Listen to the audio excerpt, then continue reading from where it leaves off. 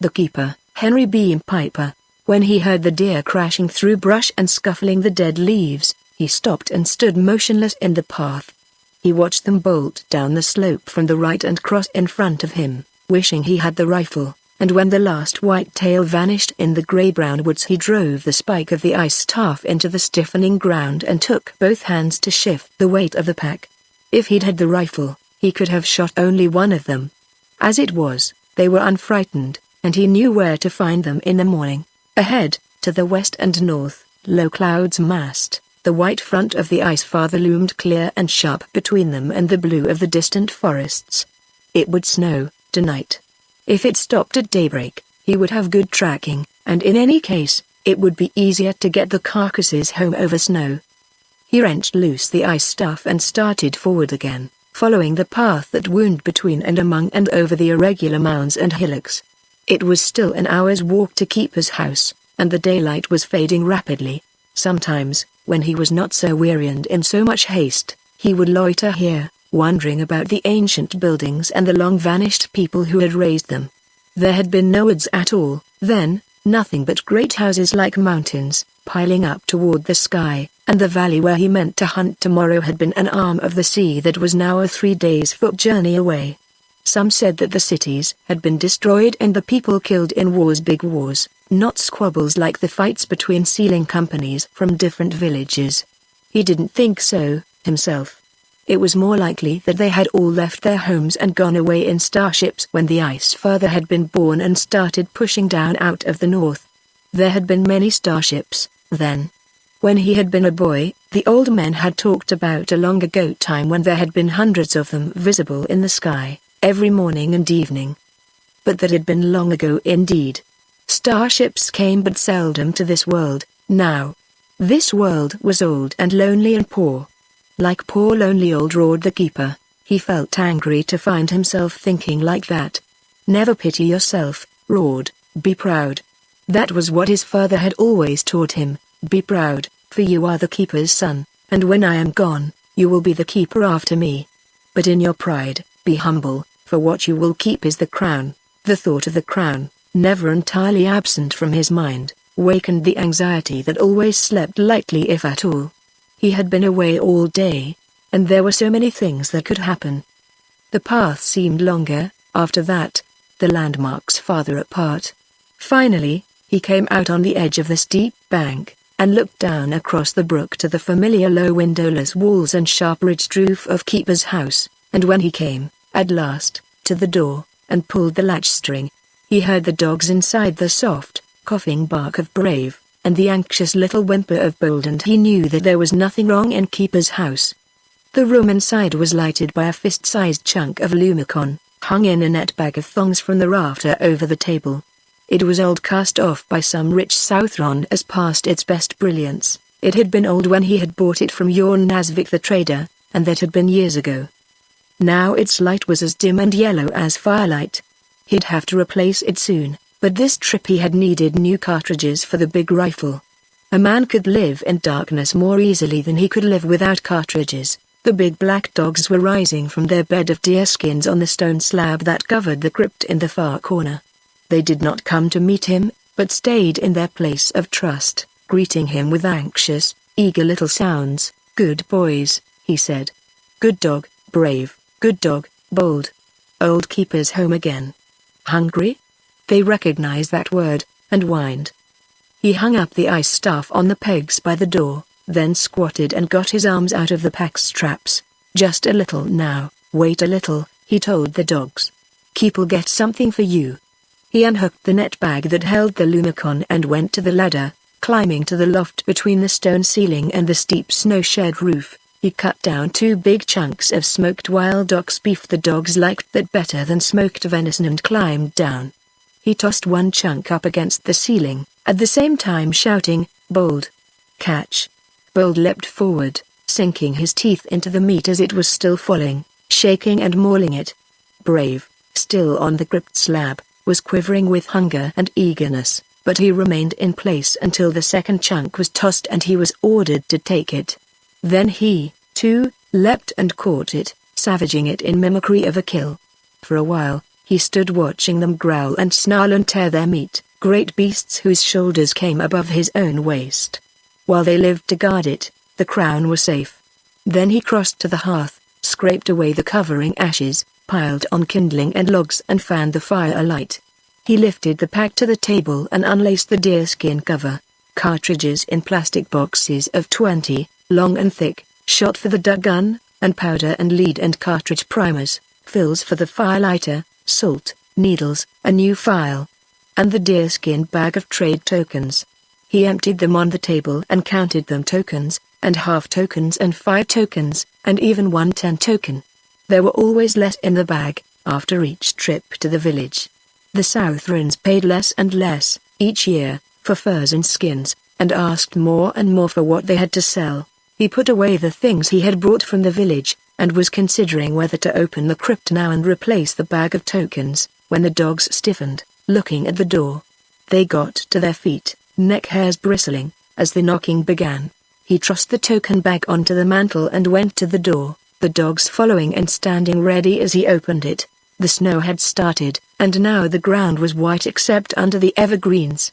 3 men stood outside the door, and over their shoulders he could see an airboat grounded in the clearing in front of the house. "You are honored," roared Keeper. One of them began. "Here are strangers who have come to talk to you." Strangers from the stars. He recognized the speaker, in sealskin boots and deerskin trousers and hooded overshirt like his own Varfarg's son, one of the village people.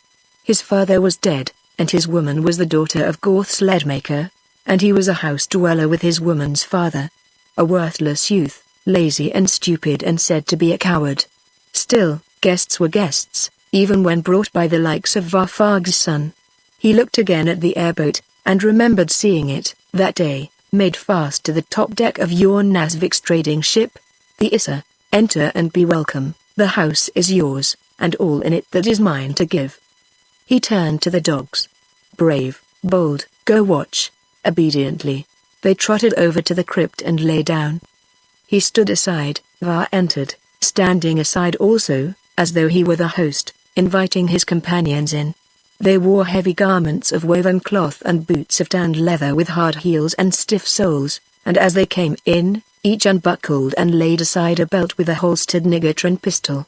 One was stocky and broad-shouldered, with red hair, the other was slender, dark-haired and dark-eyed, with a face as smooth as a woman's. Everybody in the village had wondered about them. They were not of Yorn Nazvik's crew, but passengers on Mesa. "These are Empire people, from the far stars," Var informed him, naming their names. Long names, which meant nothing. Certainly they were not names the Southrons from the warm seas bore. "And this is Rord the Keeper, with whom your honors wish to speak." "Keeper's house is honored. I'm sorry that I have not food prepared. If you can excuse me while I make some ready." "You think these noblemen from the stars would eat your swill?" Var hooted. "Crazy old fool. These are." The slim man pivoted on his heel, his open hand caught Var just below the ear and knocked him sprawling. It must have been some kind of trick blow.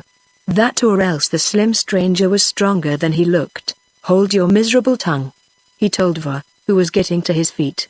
"We're guests of Rord the Keeper, and will not have him insulted in his own house by a cur like you." The man with red hair turned. "I am ashamed. We should not have brought this into your house, we should have left it outside." He spoke the Northland language well. "It will honor us to share your food, Keeper." "Yes, and see here," the younger man said, "we didn't know you'd be alone. Let us help you. Drainago's a fine cook, and I'm not bad, myself." He started to protest, then let them have their way.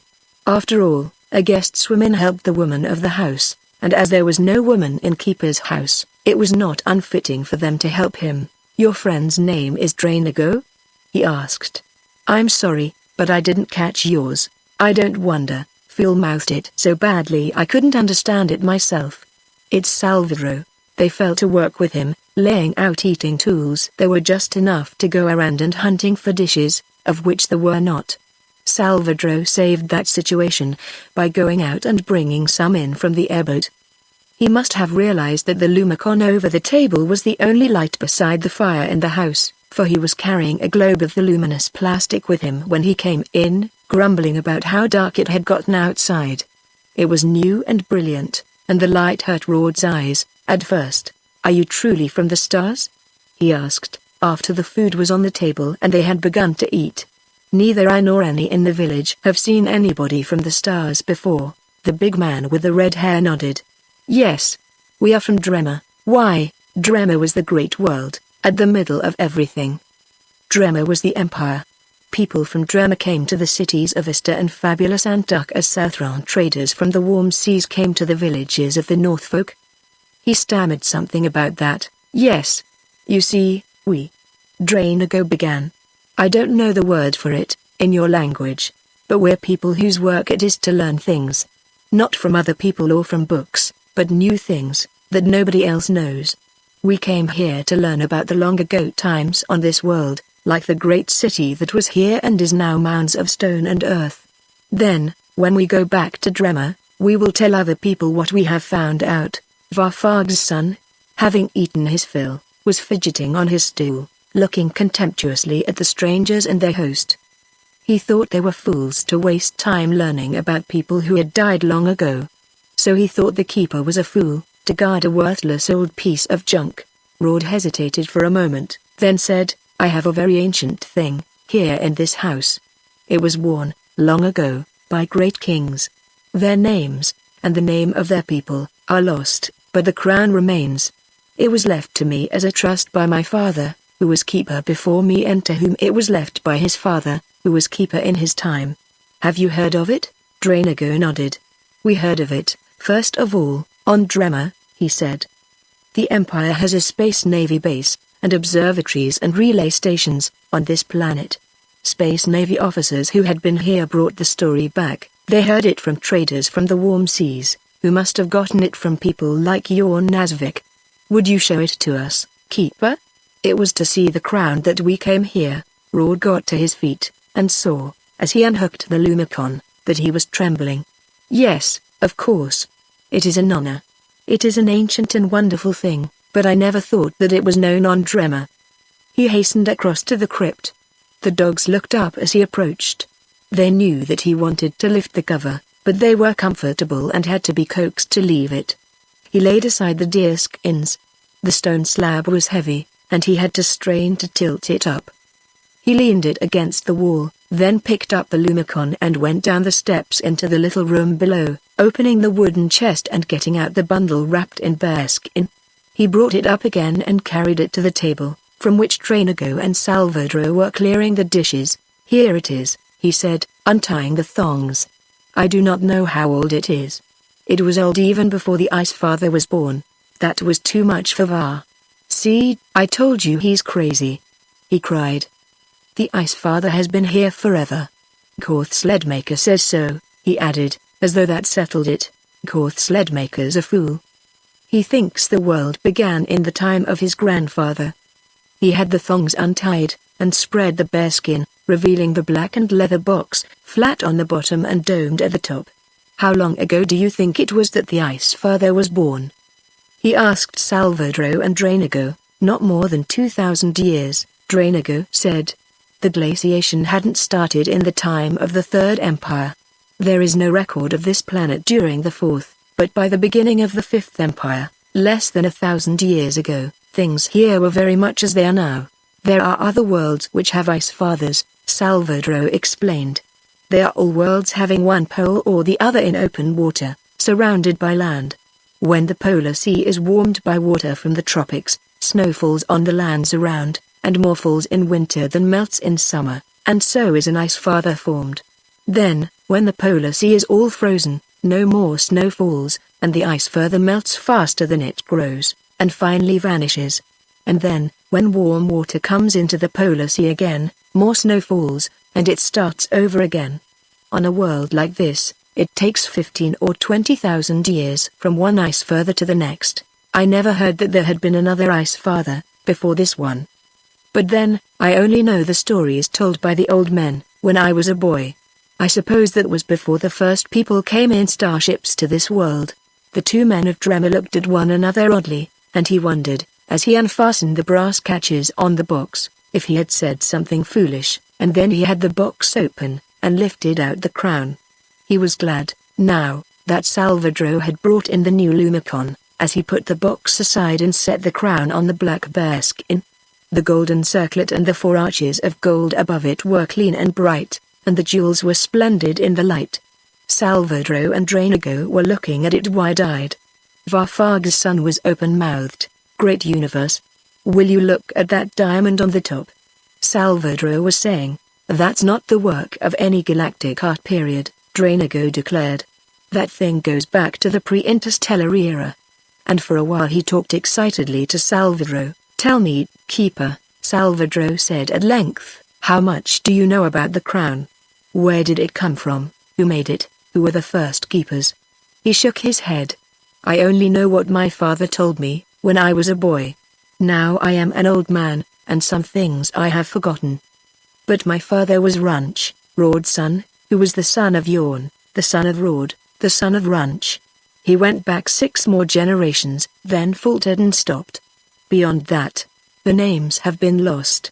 But I do know that for a long time the crown was in a city to the north of here, and before that it was brought across the sea from another country, and the name of that country was Bryn. Drainigo frowned, as though he had never heard the name before. Bryn. Salvador's eyes widened. Bryn, Drainigo. Do you think that might be Britain? Drainigo straightened, staring. It might be. Britain was a great nation, once, the last nation to join the Terran Federation, in the 3rd century pre-interstellar. And they had a king, and a crown with a great diamond. The story of where it was made, Rand offered, or who made it, has been lost. I suppose the first people brought it to this world when they came in starships. It's more wonderful than that, Keeper, Salvador said. It was made on this world, before the first starship was built.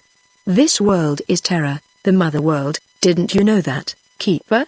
This is the world where man was born. He hadn't known that. Of course, there had to be a world like that, but a great world in the middle of everything, like Drema. Not this old, forgotten world, it's true, Keeper, Drainigo told him. He hesitated slightly, then cleared his throat.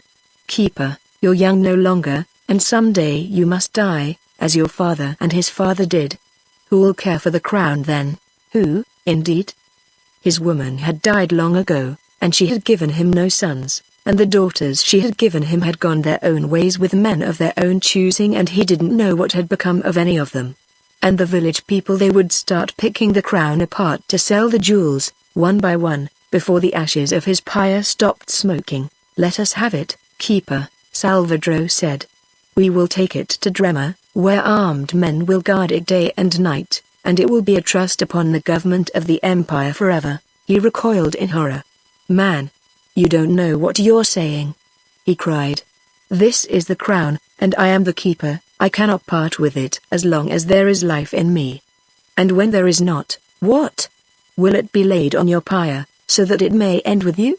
Drainigo asked. Do you think we'd throw it away as soon as we got tired looking at it? Salvador exclaimed. To show you how we'll value this, we'll give you. How much is 1,000 Imperials in trade tokens, Drainigo? I'd guess about 20,000. We'll give you 20,000 government trade tokens, Salvador said. If it costs us that much, you'll believe that we'll take care of it, won't you? Raud rose stiffly. It is a wrong thing, he said, to enter a man's house and eat at his table, and then insult him. Drainigo rose also, and Salvador with him. We had no mind to insult you, Keeper, or offer you a bribe to betray your trust. We only offer to help you fulfill it, so that the crown will be safe after all of us are dead. Well, we won't talk any more about it, now. We're going in your Nazvik's ship, tomorrow. He's trading in the country to the west, but before he returns to the warm seas, he'll stop at Long Valley Town, and we'll fly over to see you. In the meantime, think about this, ask yourself if you would not be doing a better thing for the crown by selling it to us. They wanted to leave the dishes and the new Lumicon, and he permitted it, to show that he was not offended by their offer to buy the crown. He knew that it was something very important to them, and he admitted, grudgingly, that they could care for it better than he. At least, they would not keep it in a hole under a hut in the wilderness, guarded only by dogs. But they were not keepers, and he was. To them, the crown would be but one of many important things. To him it was everything. He could not imagine life without it. He lay for a long time among his bedrobes, unable to sleep, thinking of the crown and the visitors. Finally, to escape those thoughts, he began planning tomorrow morning's hunt. He would start out as soon as the snow stopped, and go down among the scrub pines. He would take Brave with him, and leave Bold on guard at home. Brave was more obedient, and a better hunter. Bold would jump for the deer that had been shot, but Brave always tried to catch or turn the ones that were still running. He needed meat badly, and he needed more deer skins to make new clothes. He was thinking of the new overshirt he meant to make as he fell asleep. It was past noon when he and Brave turned back toward Keeper's house. The deer had gone farther than he had expected, but he had found them, and killed 4. The carcasses were cleaned and hung from trees, out of reach of the foxes and the wolves, and he would take Brave back to the house and leave him on guard, and return with Bold and the sled to bring in the meat. He was thinking cheerfully of the fresh meat when he came out onto the path from the village, a mile from Keeper's house. Then he stopped short, looking at the tracks. 3 men no, 4 had come from the direction of the village since the snow had stopped. One had been wearing sealskin boots, of the sort worn by all Northfolk. The others had worn Southron boots, with ribbed plastic soles. That puzzled him. None of the village people wore Southron boots, and as he had been leaving in the early morning, he had seen Jorn Nasvik's ship, the Issa, lift out from the village and pass overhead, vanishing in the west. Possibly these were deserters. In any case, they were not good people. He slipped the heavy rifle from its snow cover, checked the chamber, and hung the empty cover around his neck like a scarf. He didn't like the looks of it. He liked it even less when he saw that the man in sealskin boots had stopped to examine the tracks he and Brave had made on leaving, and had then circled the house and come back, to be joined by his plastic-soled companions. Then they had all put down their packs and their ice staffs, and advanced toward the door of the house. They had stopped there for a moment, and then they had entered, come out again, gotten their packs and ice staffs, and gone away, up the slope to the north. "Wait, Brave," he said. "Watch." Then he advanced, careful not to step on any of the tracks until he reached the doorstep, where it could not be avoided. "Bold," he called loudly. "Bold." Silence. No welcoming whimper, no padding of feet, inside. He pulled the latch string with his left hand and pushed the door open with his foot, the rifle ready. There was no need for that. What welcomed him, within, was a sickening stench of burned flesh and hair. The new lumicon lighted the room brilliantly. His first glance was enough. The slab that had covered the crypt was thrown aside, along with the pile of deer skins, and between it and the door was a shapeless black heap that, in a dimmer light, would not have been instantly recognizable as the body of Bold. Fighting down an impulse to rush in, he stood in the door, looking about and reading the story of what had happened. The 4 men had entered, knowing that they would find Bold alone. The one in the lead had had Nigatron pistol drawn, and when Bold had leapt at them, he had been blasted. The blast had caught the dog from in front. The chest cavity was literally exploded, and the neck and head burned and smashed unrecognizably. Even the brass studs on the leather collar had been melted. That and the ribbed sole prints outside meant the same thing. Southrons. Every Southron who came into the Northland, even the common crewmen on the trading ships, carried some kind of an energy weapon. They were good only for fighting. One look at the body of Bold showed what they did to meat and skins. He entered, then, laying his rifle on the table, and got down the lumicon and went over to the crypt. After a while, he returned, hung up the light again, and dropped onto a stool. He sat staring at the violated crypt and tugging with one hand at a corner of his beard, trying desperately to think.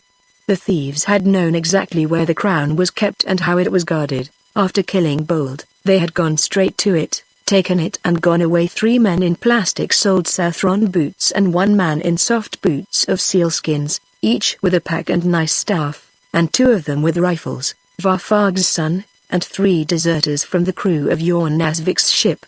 It hadn't been Drainago and Salvadro. They could have left the ship in their airboat and come back, flying low, while he had been hunting. But they would have grounded near the house. They would not have carried packs, and they would have brought nobody with them. He thought he knew what had happened. Varfarg's son had seen the crown, and he had heard the two starfolk offer more trade tokens for it than everything in the village was worth. But he was a coward. He would never dare to face the keeper's rifle and the teeth of Brave and Bold alone. So, since none of the village folk would have part in so shameful a crime against the moral code of the Northland, he had talked 3 of Jorn Nazvik's airmen into deserting and joining him, and he had heard Drainago say that the Issa would return to Long Valley town after the trading voyage to the west. Long Valley was on the other side of this tongue of the Ice Father. It was a good 15 days' foot journey around, but by climbing and crossing, they could easily be there in time to meet Jorn Nazvik's ship and the 2 starfolk.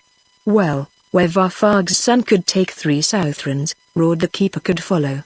Their tracks led up the slope beside the brook, always bearing to the left, in the direction of the Ice Father.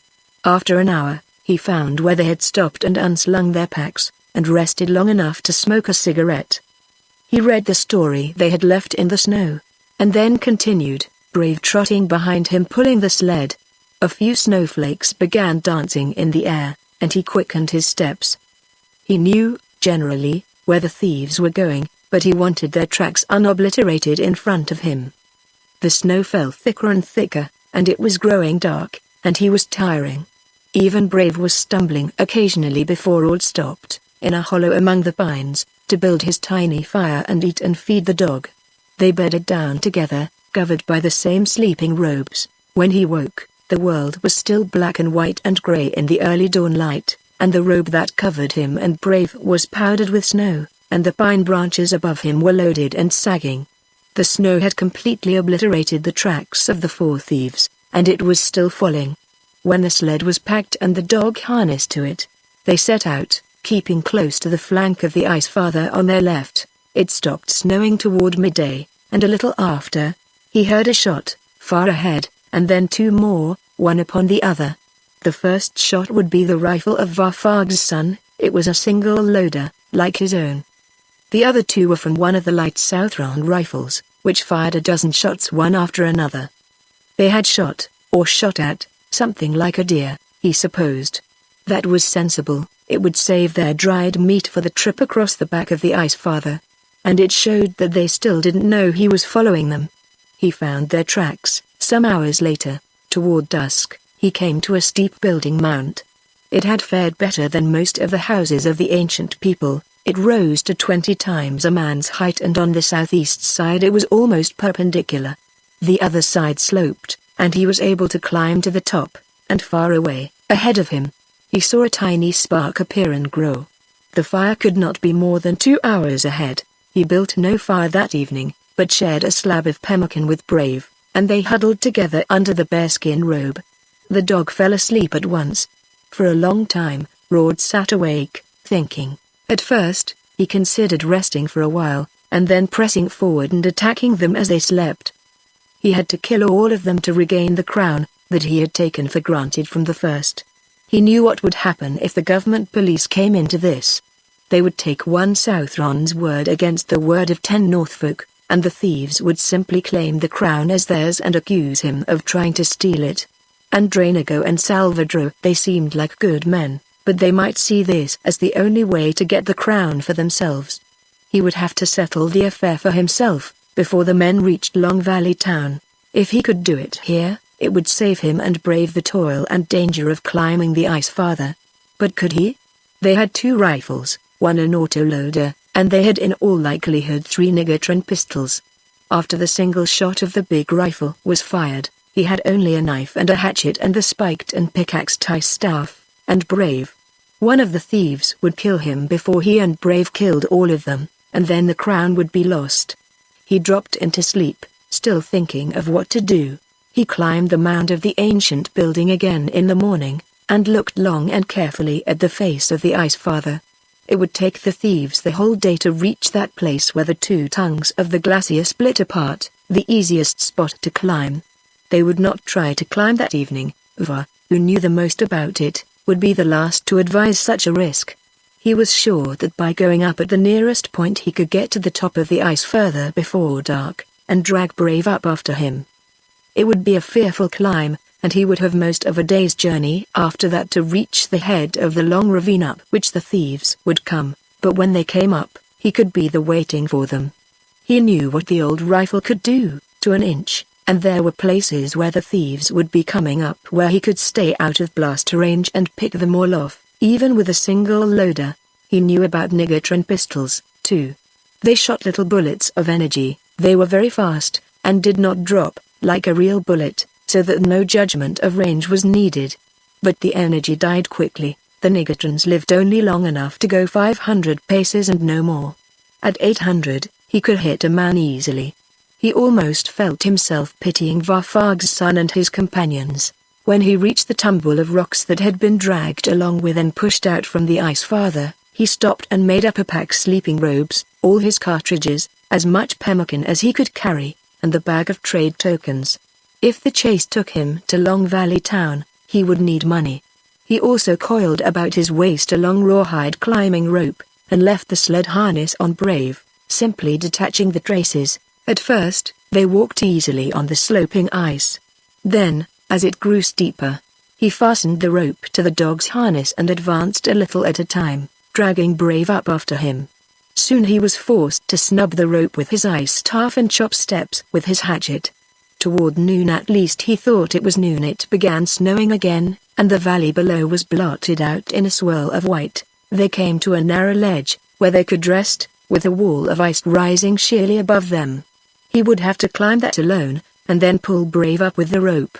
He started working his way up the perpendicular face, clinging by the pick of his ice staff, chopping footholds with the hatchet. The pack and the slung rifle on his back pulled at him and threatened to drag him down.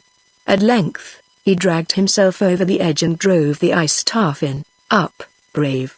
he called, tugging on the rope. "Good dog, Brave, come up." Brave tried to jump and slipped back. He tried again, and this time Rod snubbed the rope and held him. Below, the dog pawed frantically, until he found a paw hold on one of the chopped-out steps.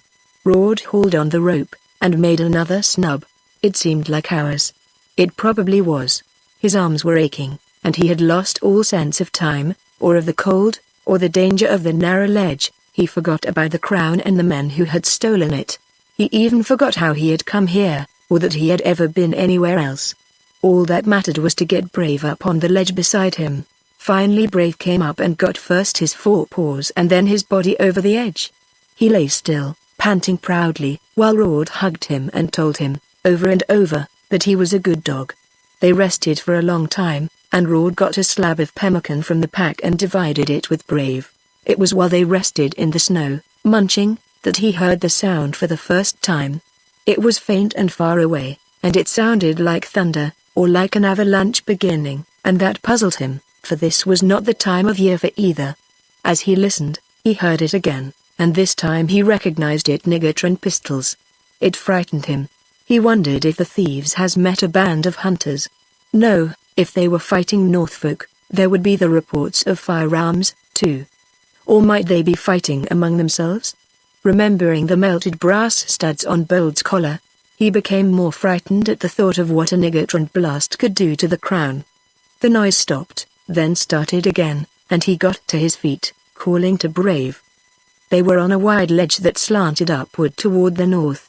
It would take him closer to the top, and closer to where Va and his companions would come up. Together, they started up, Rod probing cautiously ahead of him with the ice staff for hidden crevasses. After a while, he came to a wide gap in the ice beside him, slanting toward the top, its upper end lost in swirling snow. So he and Brave began climbing, and after a while he could no longer hear the Negatron pistols. When it was almost too dark to go farther, he suddenly found himself on level snow, and here he made camp, digging a hole and lining it with the sleeping robes. The sky was clear when he woke, and a pale yellow light was glowing in the east. For a while he lay huddled with the dog, stiff and miserable, and then he forced himself to his feet. He ate, and fed Brave, and then checked his rifle and made his pack. He was sure, now, that he had a plan that would succeed. He could reach the place where Va and the Southrons would come up long before they did, and be waiting for them. In his imagination, he could see them coming up in single file, Varfag's son in the lead, and he could imagine himself hidden behind a mound of snow, the ice staff upright to brace his left hand and the forestock of the rifle resting on his outthrust thumb and the butt against his shoulder. The first bullet would be for Va. He could shoot all of them, one after another, that way. He stopped, looking in chagrined incredulity at the trucks in front of him, the tracks he knew so well, of one man in sealskin boots and 3 men with ribbed plastic soles. Why, it couldn't be. They should be no more than halfway up the long ravine, between the 2 tongues of the ice farther, 10 miles to the north.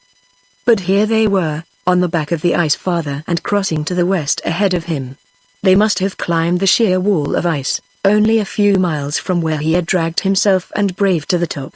Then he remembered the negatron blasts he had heard. While he had been chopping footholds with a hatchet, they had been smashing tons of ice out of their way. Well, Brave, he said mildly. Old Keeper wasn't so smart, after all, was he? Come on, Brave. The thieves were making good time. He read that from the tracks, straight, evenly spaced, no weary heel dragging. Once or twice, he saw where they had stopped for a brief rest. He hoped to see their fire in the evening. He didn't. They wouldn't have enough fuel to make a big one, or keep it burning long. But in the morning, as he was breaking camp, he saw black smoke ahead. A few times, he had been in airboats, and had looked down on the back of the ice farther, and it had looked flat. Really, it was not. There were long ridges, sheer on one side and sloping gently on the other, where the ice had overridden hills and low mountains, or had cracked and one side had pushed up over the other. And there were deep gullies where the prevailing winds had scooped away loose snow year after year for centuries, and drifts where it had piled, many of them higher than the building mounds of the ancient cities. But from a distance, as from above, they all blended into a featureless white monotony. At last, leaving a tangle of cliffs and ravines, he looked out across a broad stretch of nearly level snow and saw, for the first time, the men he was following. 4 tiny dots, so far that they seemed motionless, strung out in single file. Instantly, he crouched behind a swell in the surface and dragged Brave down beside him. One of them, looking back, might see him, as he saw them. When they vanished behind a snow hill, he rose and hastened forward, to take cover again. He kept at this all day, by alternately resting and running, found himself gaining on them, and toward evening, he was within rifle range. The man in the lead was Varfag's son. Even at that distance he recognized him easily. The others were Southrons, of course. They wore quilted garments of cloth, and quilted hoods. The man next to Va, in blue, carried a rifle, as Va did. The man in yellow had only an ice staff, and the man in green, at the rear, had the crown on his pack, still in the bearskin bundle. He waited, at the end of the day, until he saw the light of their fire.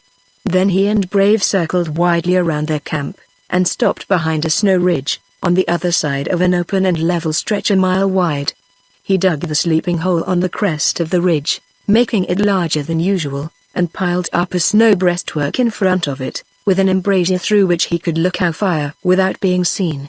Before daybreak, he was awake and had his pack made, and when he saw the smoke of the thieves' campfire, he was lying behind his breastwork, the rifle resting on its folded cover, muzzle toward the smoke. He lay for a long time, watching, before he saw the file of tiny dots emerge into the open. They came forward steadily, in the same order as on the day before, Va in the lead and the man with the crown in the rear. The thieves suspected nothing. They grew larger and larger as they approached, until they were at the range for which he had set his sights. He cuddled the butt of the rifle against his cheek. As the man who carried the crown walked under the blade of the front sight, he squeezed the trigger. The rifle belched pink flame and roared and pounded his shoulder. As the muzzle was still rising, he flipped open the breech, and threw out the empty. He inserted a fresh round. There were only 3 of them, now. The man with the bearskin bundle was down and motionless. Varfag's son had gotten his rifle unslung and uncovered. The Southron with the other rifle was slower. He was only getting off the cover as Va, who must have seen the flash, fired hastily. Too hastily, the bullet kicked up snow 20 feet to the left. The third man had drawn his negatron pistol and was trying to use it, thin hairlines of brilliance were jetting out from his hand, stopping far short of their mark. Rord closed his sights on the man with the auto-loading rifle. As he did, the man with the Negatron pistol, realizing the limitations of his weapon, was sweeping it back and forth, aiming at the snow 50 yards in front of him. Rord couldn't see the effect of his second shot between him and his target. Bluish light blazed and twinkled, and dense clouds of steam rose, but he felt sure that he had missed. He reloaded, and watched for movements on the edge of the rising steam. It cleared, slowly. When it did, there was nothing behind it. Even the body of the dead man was gone. He blinked, bewildered. He'd picked that place carefully. There had been no gully or ravine within running distance. Then he grunted. There hadn't been, but there was now. The Negatron pistol again. The thieves were hidden in a pit they had blasted, and they had dragged the body in with them. He crawled back to reassure Brave, who was guarding the pack, and to shift the pack back for some distance. Then he returned to his embrasure in the snow fort and resumed his watch. For a long time, nothing happened, and then a head came briefly peeping up out of the pit. A head under a green hood. Rord chuckled mirthlessly into his beard. If he'd been doing that, he'd have traded hoods with the dead man before shoving up his body to draw fire. This kept up, at intervals, for about an hour. He was wondering if they would stay in the pit until dark. Then Varfag's son leapt out of the pit and began running across the snow. He had his pack, and his rifle. He ran, zigzag, almost directly toward where Rord was lying. Rord laughed, this time in real amusement. The Southrons had chased Var out, as a buck will chase his does in front of him when he thinks there is danger in front. If Var wasn't shot, it would be safe for them to come out. If he was, it would be no loss, and the price of the crown would only have to be divided in 2, rather than 3, shares.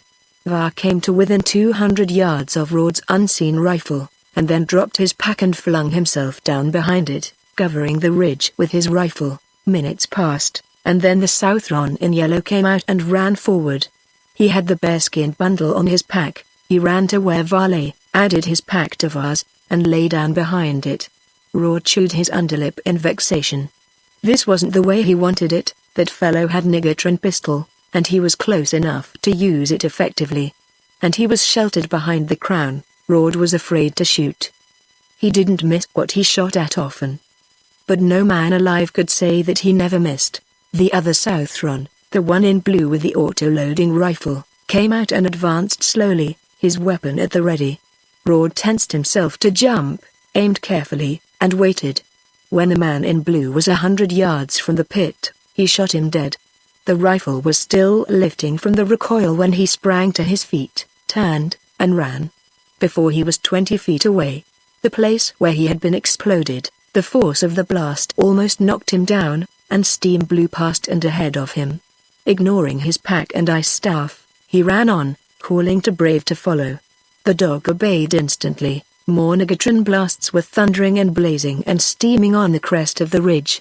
He swerved left, ran up another slope, and slid down the declivity beyond into the ravine on the other side. There he paused to eject the empty, make sure that there was no snow in the rifle bore, and reload.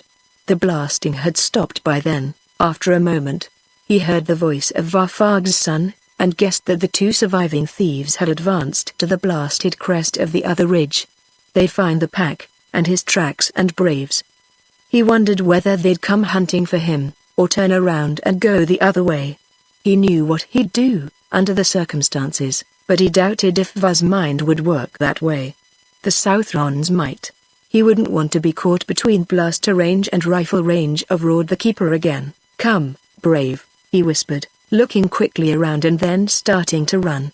"Lay a trail down this ravine for them to follow. Then get to the top of the ridge beside it, double back, and wait for them. Let them pass, and shoot the Southron first."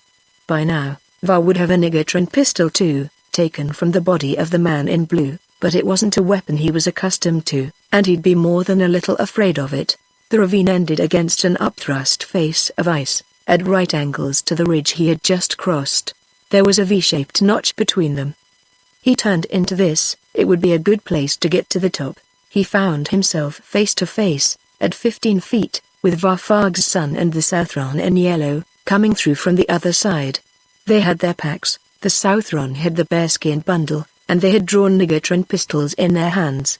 Swinging up the rifle, he shot the Southron in the chest, making sure he hit him low enough to miss the crown. At the same time, he shouted, "Catch, Brave!" Brave never jumped for the deer or wild ox that had been shot, always for the one still on its feet. He launched himself straight at the throat of Varfag's son and into the muzzle of Vaz blaster. He died in a blue-white flash. Rord had reversed the heavy rifle as Brave leapt. He threw it, butt on, like a seal spear, into Vaz's face. As soon as it was out of his fingers, he was jumping forward, snatching out his knife. His left hand found Vaz's right wrist, and he knew that he was driving the knife into Vaz's body, over and over, trying to keep the blaster pointed away from him and away from the body of the dead Southron. At last, the Negatron pistol fell from Vaz's fingers, and the arm that had been trying to fend off his knife relaxed. He straightened and tried to stand. He had been kneeling on Vaz's body. He found and reeled giddily. He got to his feet and stumbled to the other body, kneeling beside it. He tried for a long time before he was able to detach the bearskin bundle from the dead man's pack. Then he got the pack open, and found dried venison. He started to divide it, and realized that there was no Brave with whom to share it. He had just sent Brave to his death. Well, and so? Brave had been the keeper's dog. He had died for the crown, and that had been his duty. If he could have saved the crown by giving his own life, Rord would have died too. But he could not. If Rord died, the crown was lost. The sky was darkening rapidly, and the snow was whitening the body in green. Moving slowly, he started to make camp for the night. It was still snowing when he woke. He started to rise, wondering, at first, where Brave was, and then he huddled back among the robes, his own and the dead man's, and tried to go to sleep again. Finally, he got up and ate some of his pemmican, gathered his gear and broke camp.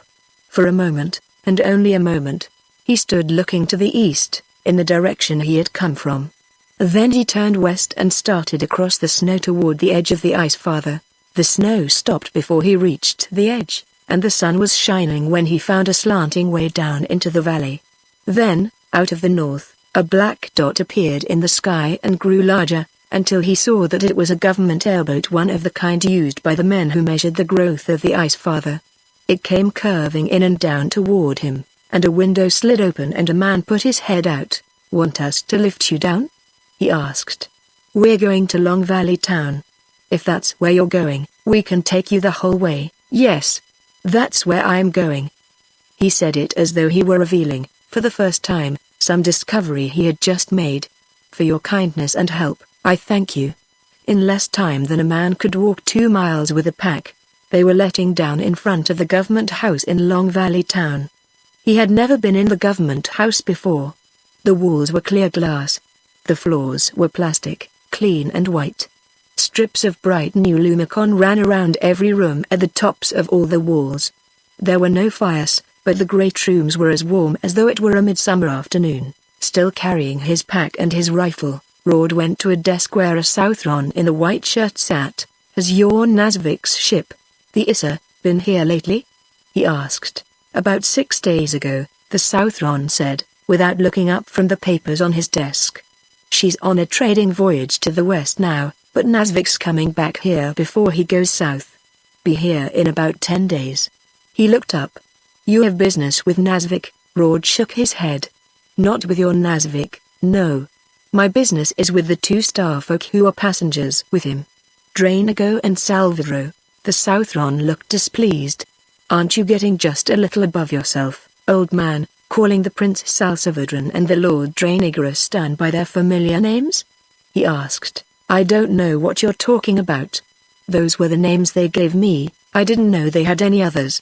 The Southron started to laugh, then stopped. "And if I may ask, what is your name, and what business have you with them?"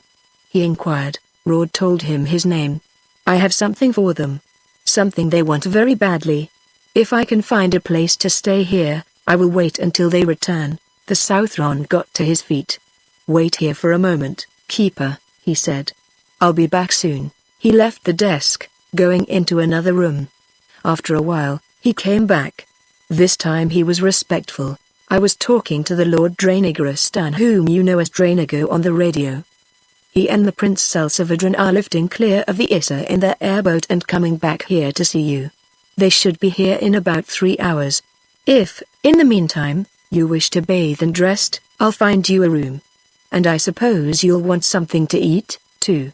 He was waiting at the front of the office, looking out the glass wall, when the airboat came in and grounded, and Salvadro and Draenigo jumped out and came hurrying up the walk to the doorway. "Well, here you are, Keeper," Draenigo greeted him, clasping his hand. Then he saw the bearskin bundle under Ord's arm. "You brought it with you? But didn't you believe that we were coming? Are you going to let us have it?" Salvadro was asking. "Yes, I will sell it to you, for the price you offered. I am not fit to be keeper any longer. I lost it. It was stolen from me the day after I saw you, and I have only yesterday gotten it back. Both my dogs were killed, too. I can no longer keep it safe. Better that you take it with you to Drema, away from this world where it was made. I have thought, before, that this world and I are both old and good for nothing anymore." "This world may be old, Keeper," Draenigo said, "but it is the mother world, Terra, the world that sent man to the stars. And you, when you lost the crown, you recovered it again. The next time, I won't be able to. Too many people will know that the crown is worth stealing, and the next time, they'll kill me first." "Well, we said we'd give you 20,000 Dre tokens for it," Salvadro said. "We'll have them for you as soon as we can draw them from the government bank, here. Or give you a check and let you draw them as you want them." Rod didn't understand that, and Salvadro didn't try to explain. "And then we'll fly you home." He shook his head. "No, I have no home. The place where you saw me is Keeper's house, and I am not the Keeper anymore. I will stay here and find a place to live, and pay somebody to take care of me." With 20,000 Dre tokens, he could do that. It would buy a house in which he could live, and he could find some woman who had lost her man, who would do his work for him. But he must be careful of the money. Dig a crypt in the corner of his house for it. He wondered if he could find a pair of good dogs and train them to guard it for him.